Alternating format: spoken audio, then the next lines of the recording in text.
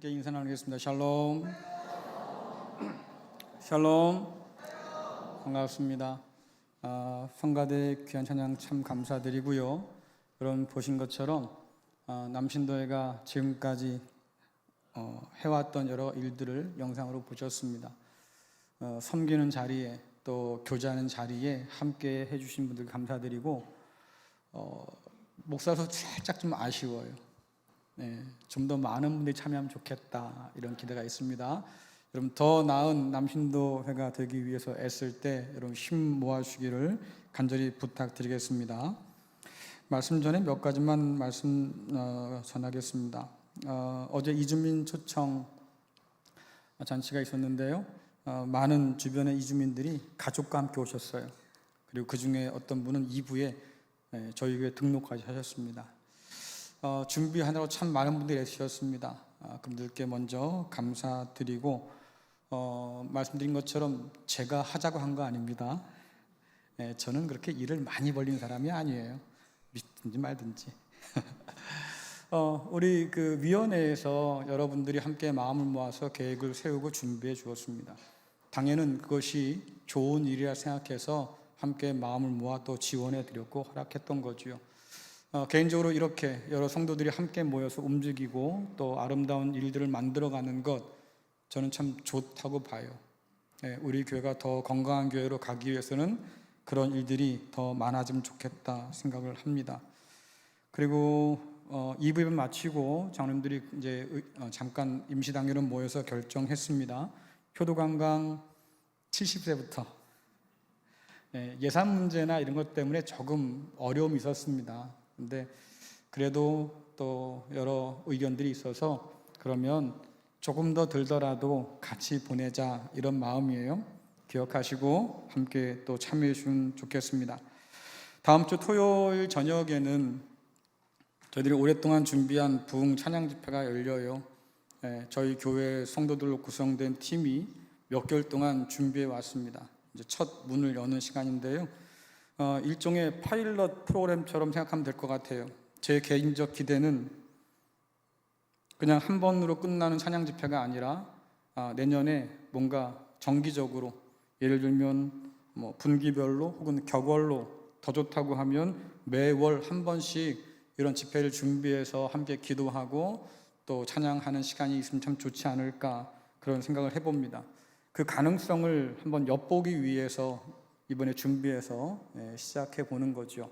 여러분들의 많은 참여를 부탁드리고 또 격려해 주시기를 바랍니다. 저희 교회가 할 수 있는 또 다른 일이 될 수 있을 것 같아서 많은 분들이 지금 마음을 모아주고 있어요. 오늘 남신도의 주일이니까 특별히 남신도를 중심으로 한 말씀을 좀 나누고자 합니다. 또 이것이 남신도만의 문제는 아니고 모든 사람들에게 있을 수 있는 문제여서 함께 말씀을 나눠보면 어떨까 싶어요. 버거운 세상 살면서 종종 우리가 찾아 들어가게 되는 동굴이라고 하는 게 있지 않겠습니까? 그 동굴에서 어떻게 우리가 살아남을까? 또 그런 동굴에 있는 우리를 하나님은 어떻게 다시 불러내실까? 한번 말씀을 나누고자 합니다. 여러분 달팽이나 소라 이런 생물들의 공통점이 있죠. 뭐가 있겠어요? 뭐가 등에 있어요. 그렇죠? 근데 그 등에 그냥 붙어 다니는 것이 아니라 이런 자극이 오면 얼른 그 등껍질에 숨잖아요. 또 한 가지 공통점이 하나 있는데 자극에 굉장히 민감해요. 여러분들 달팽이 한번 건드려 보신 적 있죠? 어릴 때요. 그렇죠?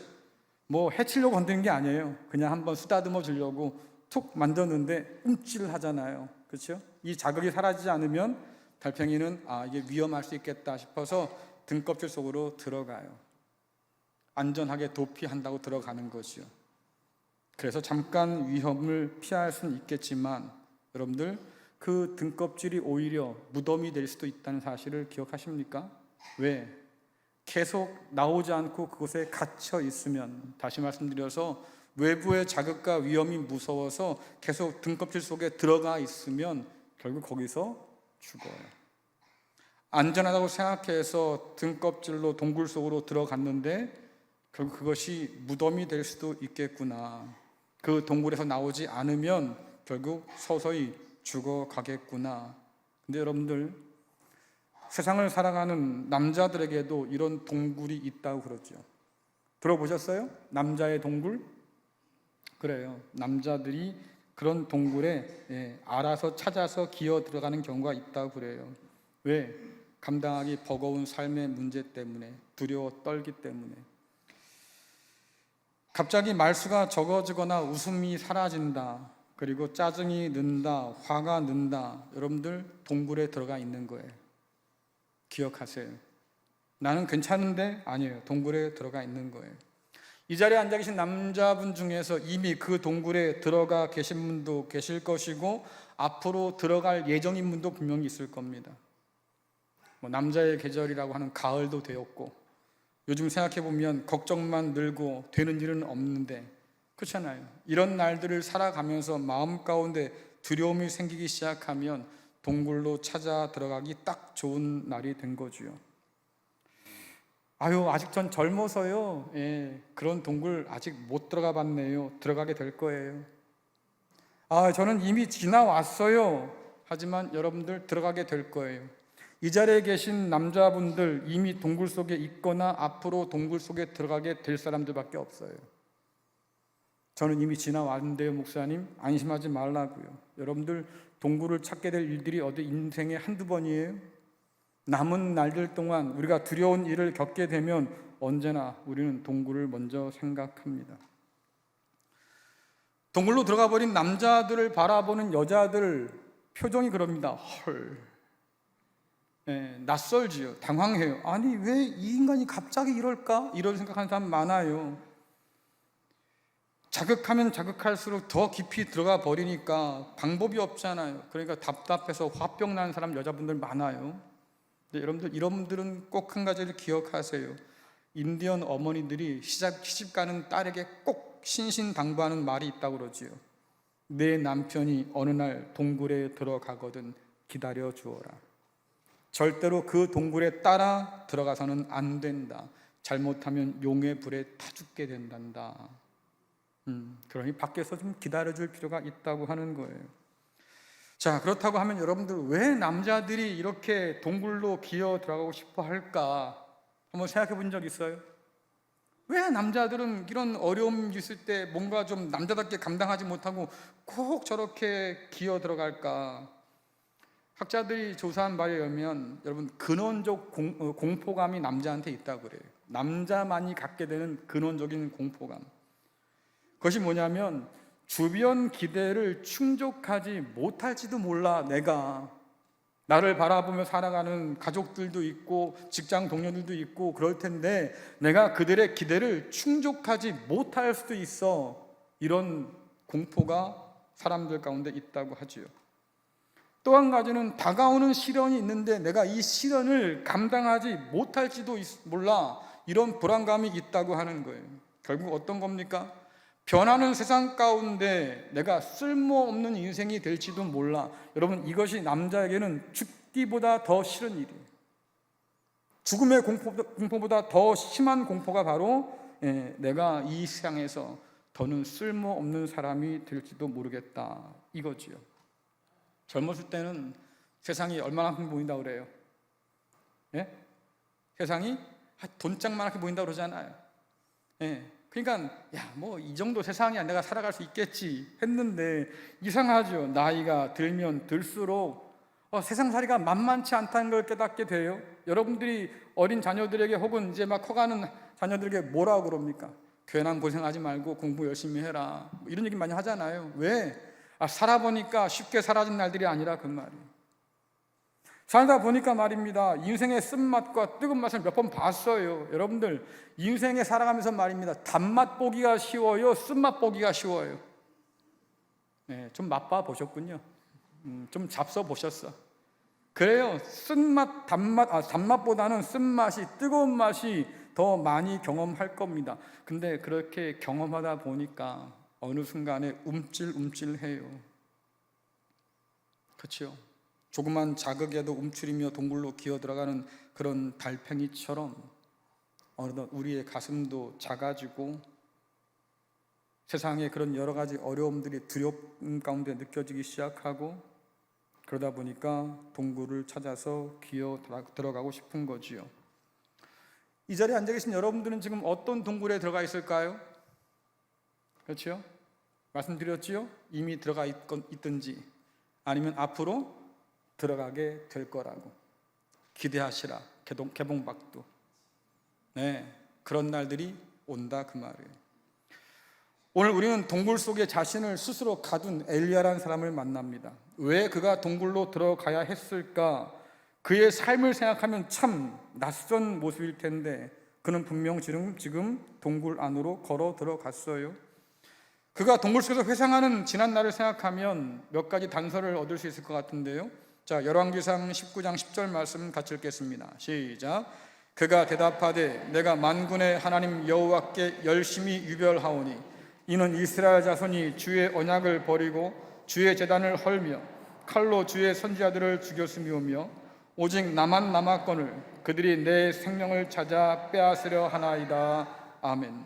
여러분, 이 10절의 말씀이 같은 본문 안에 14절에서 똑같이 반복됩니다. 다시 말하면 이 말을 지금 하나님께 엘리야가 2번씩이나 했다고 하는 얘기예요. 그게 뭐겠습니까? 그는 지금 실패의 공포, 두려움의 공포에 완전히 사로잡혀 있는 거예요. 아까도 말씀드렸지만 그럴 사람이 아니었어요. 왜? 그는 스스로 말하지 않습니까? 내가 하나님에 대해서 열심히 아주 특별했던 사람입니다. 남달랐어요. 그렇게 말해요. 능력에 있어서는 말입니다. 그가 기도로 하늘 문을 닫기도 하고 열기도 했다 그 말이죠. 그러니 대단히 특별한 능력을 가진 사람 맞습니다. 갈멜산에서 450명의 바알 선자들과 싸워서 승리할 정도로 그는 배짱과 용기가 두둑했던 사람이에요. 그 별명이 뭡니까? 이스라엘의 마병이다 그랬어요. 왕까지도 두려워할 만큼 그는 대단한 사람이었지요. 세상에 무서워할 것이 없었던 엘리야. 이스라엘 백성 중에서 영웅이라 불릴 사람 몇 안 되는데 그 중에 하나가 누굽니까? 모세. 그 중에 하나 누굽니까? 다윗. 또 하나가 누구예요? 엘리야예요. 그만큼 대단한 사람 아닙니까? 근데 그가 지금 두려움에 쌓여서 도망하고 있고 동굴 속에 스스로를 가다 버렸다 그 말이에요. 영웅적인 모습을 찾아볼 수가 없어요. 두려움에 떨면서 숨어든 그 호렙산 깊은 동굴에서 그가 무엇을 되뇌입니까? 지나왔던 날들을 보니까요, 내 인생은 실패했구나. 나는 패배했구나.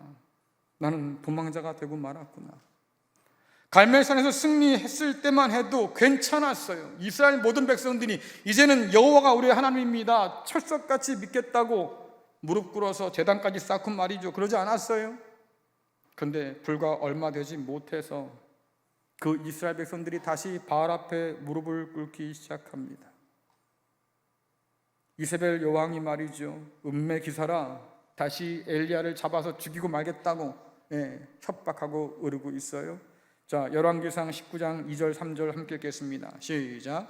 이세벨이 사신을 엘리야에게 보내어 이르되 내가 내일 이맘때에는 반드시 내 생명을 저 사람들 중 한 사람의 생명과 같게 하리라. 그렇게 하지 아니하면 신들이 내게 벌 위에 벌을 내림이 마땅하니라 한지라. 그가 이 형편을 보고 일어나 자기의 생명을 위해 도망하여 유다에 속한 베엘세바에 이르러 자기의 사환을 그곳에 머물게 하고. 아멘. 쉬운 성경에 보니까 엘리야가 이 말을 듣고 무서워서 도망쳤다 이렇게 번역합니다. 여러분, 도망치면서 그가 어떤 생각했을까? 갈멜산에서의 그 승리는 도대체 무엇이었을까? 나는 도대체 왜 목숨을 걸고 이렇게 싸워왔던 걸까? 애쓰고 수고하고 자기의 생명까지 걸어서 여러분들 이 일들을 감당해 왔는데 결과가 뭡니까? 난 지금 도망자 신세. 지금 도망자 신세. 누구 하나 나를 봐줄 사람이 없어요.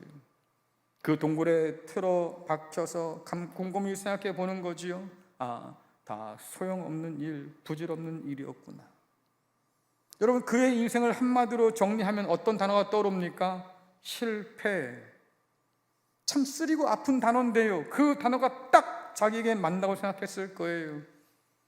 그 탄식 속에서 엘리야가 하나님께 원망을 쏟아놓지요.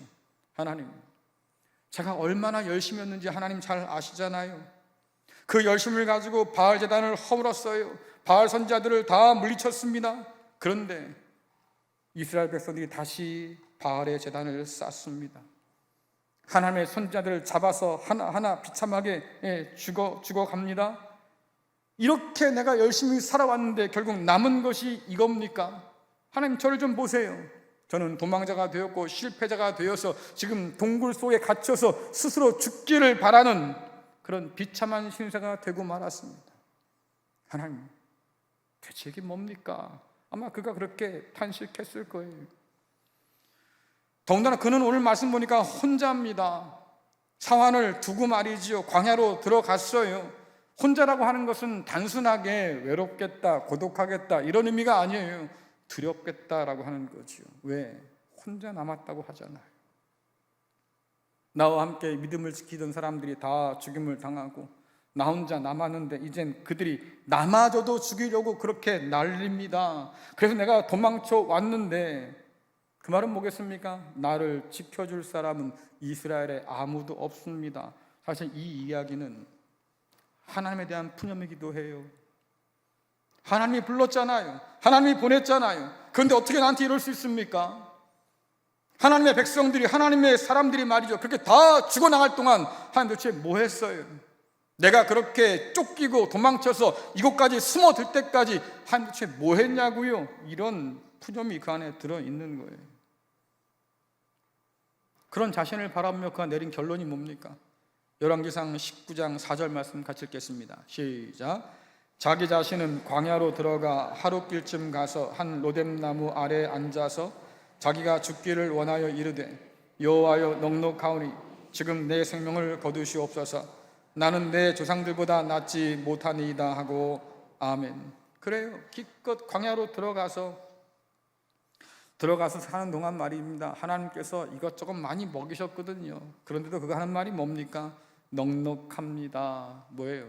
나는 할 만큼 다 했어요. 하나님 그 뜻이에요.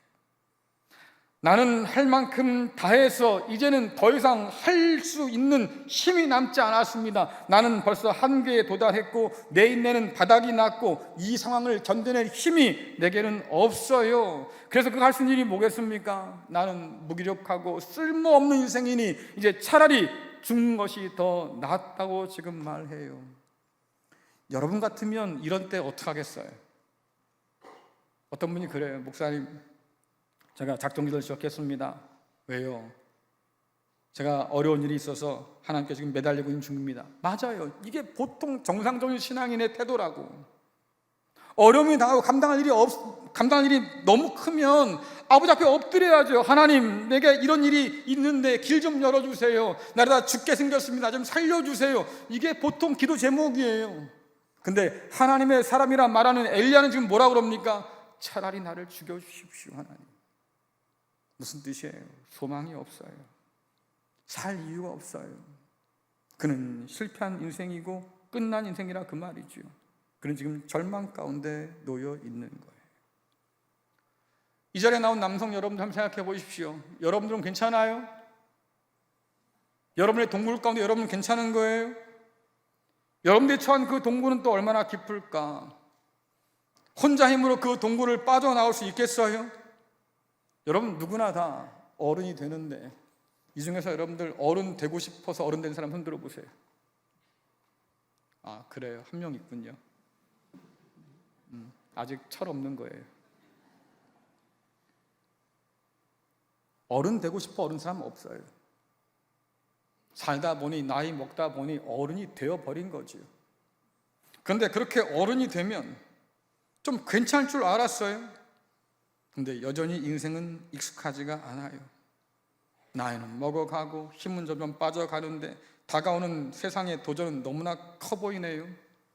야, 이제 내가 이 도전 앞에서 뭔가 새로운 것을 시도하기엔 너무 늙었구나, 너무 약하구나, 너무 힘이 없구나. 이런 일들을 스스로 자각하게 될 때 여러분 얼마나 비참해집니까?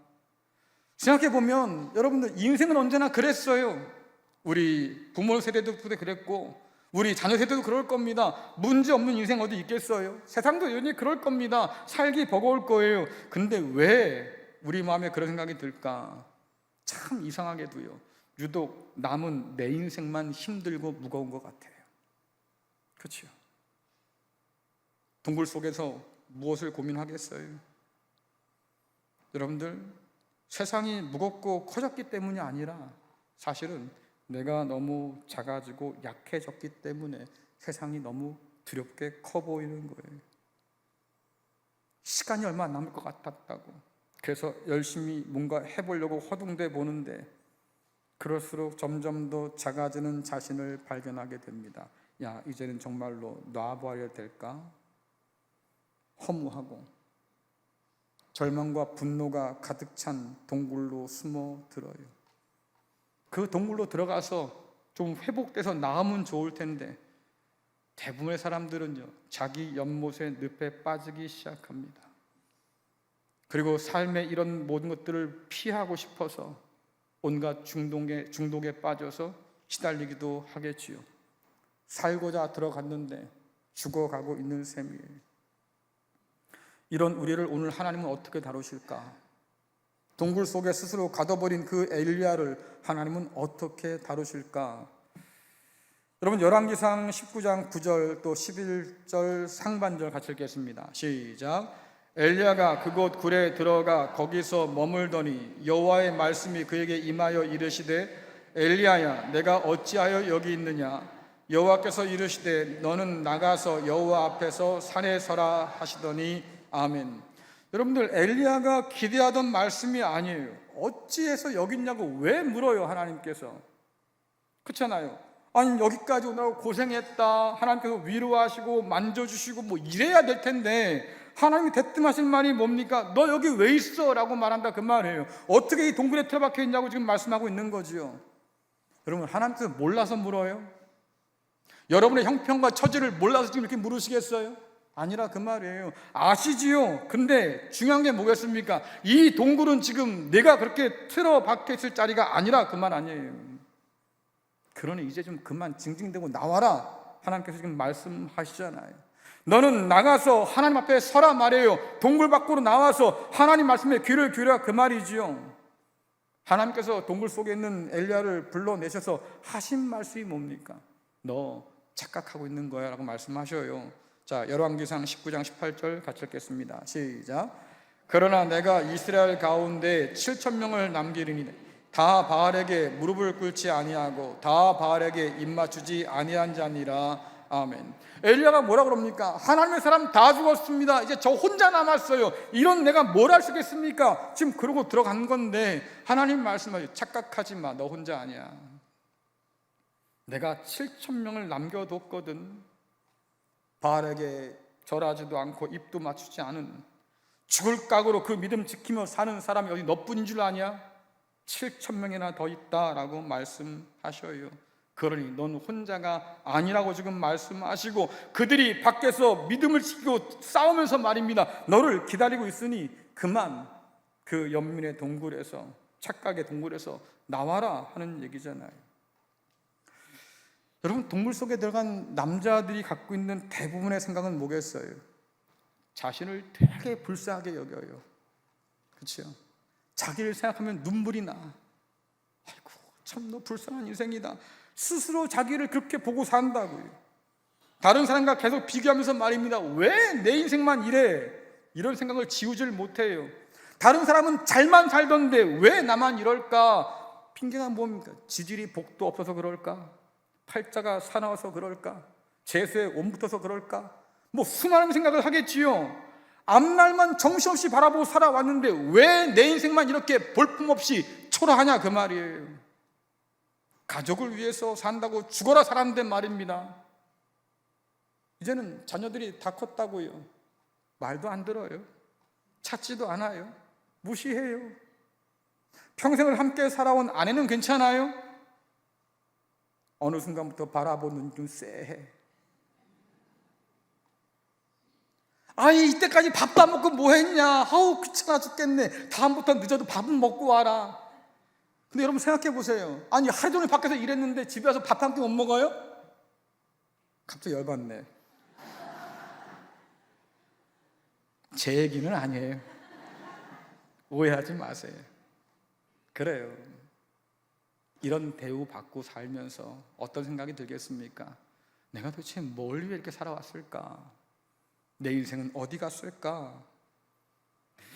이 시대를 사는 남자에 대한 서글픈 글이 하나 있어서 제가 잠깐 소개해 드릴게요. 우리 남자분들 심호흡 크게 하시고요, 마음 먹고 들으세요.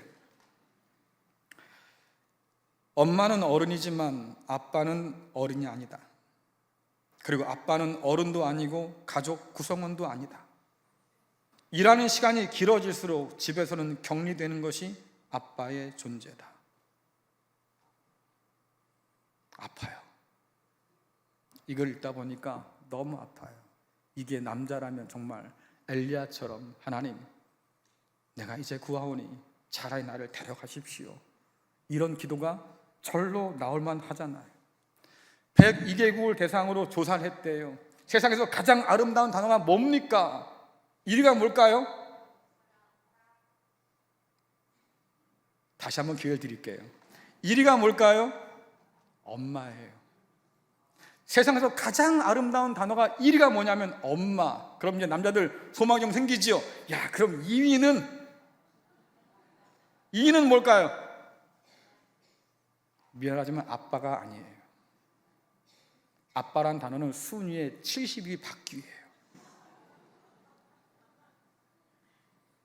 그게 바로 여러분이라고. 닮았나요? 이런 소리 들으면 속상하잖아요.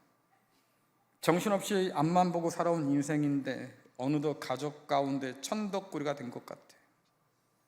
자기 인생을 생각하니까 얼마나 비참해요. 얼마나 불쌍해요. 얼마나 처량해요. 얼마나 또 허무할까. 여러분, 그러니까 동굴을 찾아 들어가기 시작합니다. 도대체 내 인생은 왜 이럴까? 오늘 하나님 앞에 예배하러 나온 여러분 달라요? 여러분들의 동굴은 괜찮아요? 아유, 곧 나갈 계획이니 걱정하지 마세요. 그럼 얼마나 좋을까요? 오늘 하나님께서는 이런 엘리야를 동굴 밖으로 불러내세요. 그렇죠? 그런 우리를 다시 불러서 동굴 밖으로 나오라 말씀하시지요. 자기 연민의 그 동굴에서 우리가 나와야 살아요. 삶의 자리로 다시 불러내시는 하나님 말씀을 붙들고 나와야 살아요. 도피처럼 여기 있는 수많은 헛된 것들, 중독된 것들, 여러분 거기서 돌이켜야 산다고요. 동굴 밖으로 나오면 비로소 보이는 것이 있어요. 하나님 말씀하셨잖아요. 타협하지 않고 믿음으로 살아가는 사람들이 아직도 많아. 너 혼자가 아니야. 그 사람들을 만나게 되지요. 아, 여전히 내가 믿음을 가지고 이 삶을 살아내는 것이 귀하겠구나. 또 누가 보이겠습니까? 여러분들 기다리는 가족들이 보여요.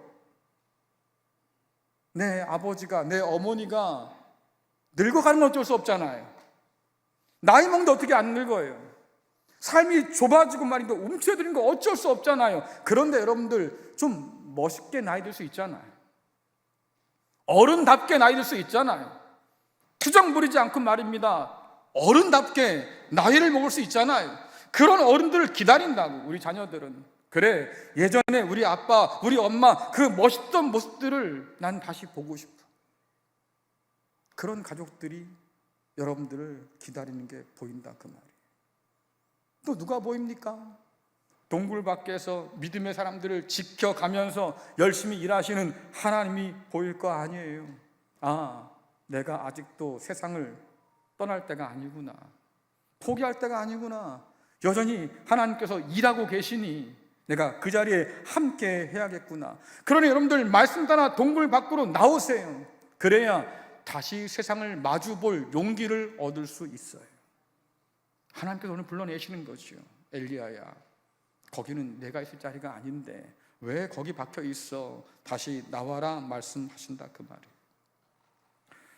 오늘 말씀 읽다 보면 하나님 참 이해 안 됩니다. 왜냐니까 그 동굴에서 엘리야를 불러내셔서 하나님 말입니다. 무려 3가지의 사명을 주시거든요. 자, 열왕기상 19장 15절 17절 같이 읽겠습니다. 시작. 여호와께서 그에게 이르시되 너는 내 길을 돌이켜 광야를 통하여 다메섹에 가서 이르거든 하사엘에게 기름을 부어 아람의 왕이 되게 하고 너는 또 님시의 아들 예후에게 기름을 부어 이스라엘의 왕이 되게 하고 또 아벨 무올라 사밧의 아들 엘리사에게 기름을 부어 너를 대신하여 선지자가 되게 하라. 하사엘의 칼을 피하는 자는 예후가 죽일 것이요 예후의 칼을 피하는 자를 엘리사가 죽이리라. 아멘. 이 말씀을 14절과 이어서 읽어보면 여러분 생각하는 하나님이 아닐 거예요. 야, 하나님 진짜 냉정하다. 어떻게 그러실까? 생각해 보세요. 지금 14절에서 뭐라고 그럽니까? 하나님, 나밖에 안 남았어요. 사람들이 나를 잡아 죽이려고 지금 찾고 있습니다. 나 어떻게 하면 좋습니까? 난 더 이상 방법이 없으니까 차라리 죽는 게 나아요. 이러는 엘리사에게 뭐라고 그러면, 엘리야에게 뭐라고 그래요? 야, 내가 너 할 일 있는데 좀 가볼래? 말씀하시는 거예요. 얼마나 냉정해. 아니, 죽겠다고 40일 밤낮을 걸어왔어요. 호렙산에 올라왔습니다. 동굴에 처박혔어요. 아유, 힘들만 또 하겠다. 그래, 며칠 좀 푹 쉬어라. 그냥 놔두면 좀 어때?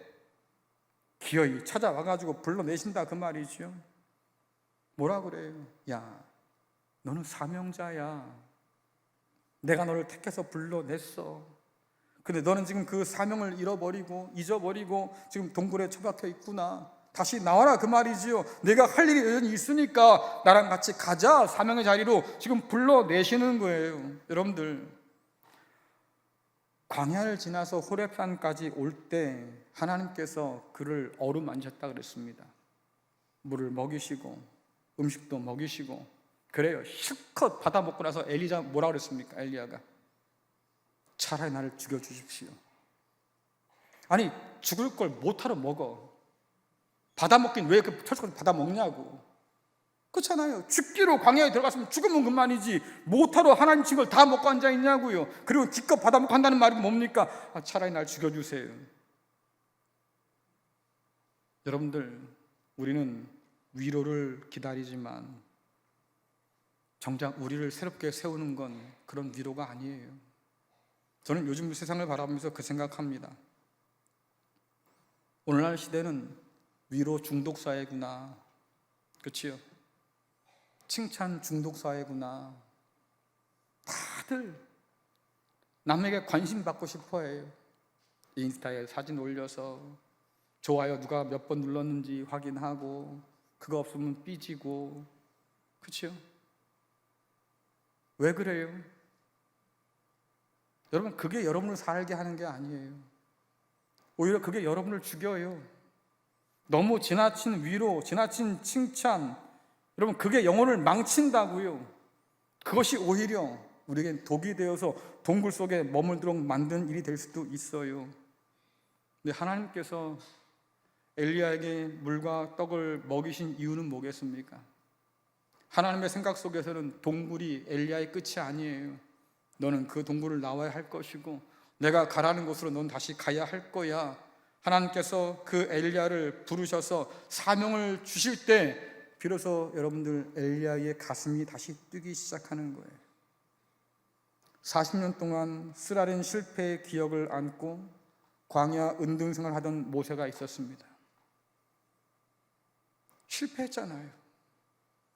왕궁에서 도망쳐 나와서 평생 가야 해보지 않았던 그런 목동 일을 하면서 말이죠, 40년을 보냈어요.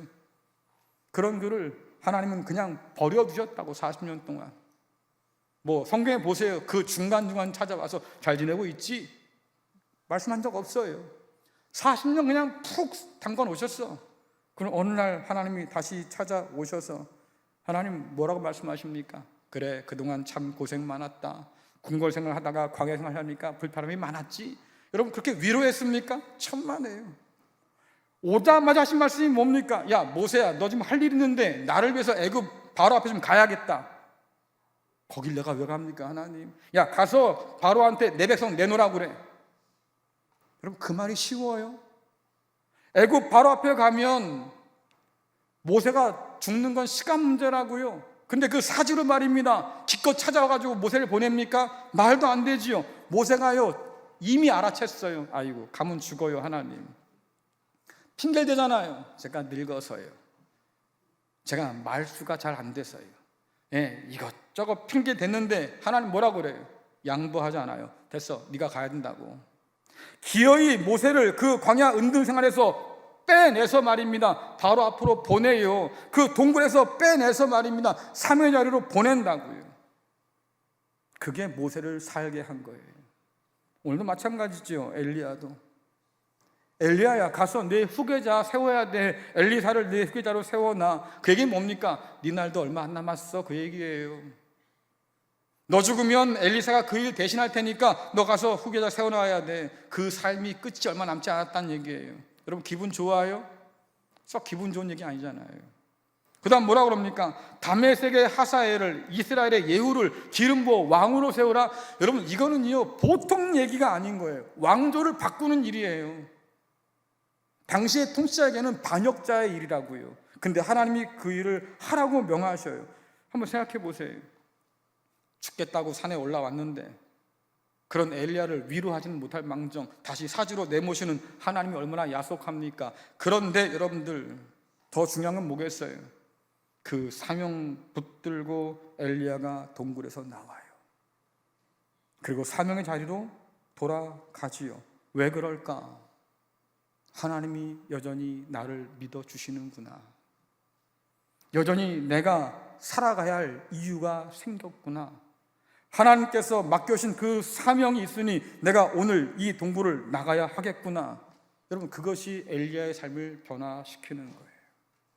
사랑하는 성도 여러분, 누구나 다 인생의 동굴을 만납니다. 우리 중에 그 동굴을 피할 수 있는 사람 아무도 없어요. 하지만 여러분들, 그 동굴에 들어갔다고 해도 그 동굴에 갇혀 살지 말기를 간절히 축원합니다. 하나님께서 우리를 불러내시는 그 세미한 음성에 귀를 기울여서 오늘 말씀하신 것처럼 그 동굴을 나와서 하나님 앞에 설 수 있기를 간절히 축원합니다.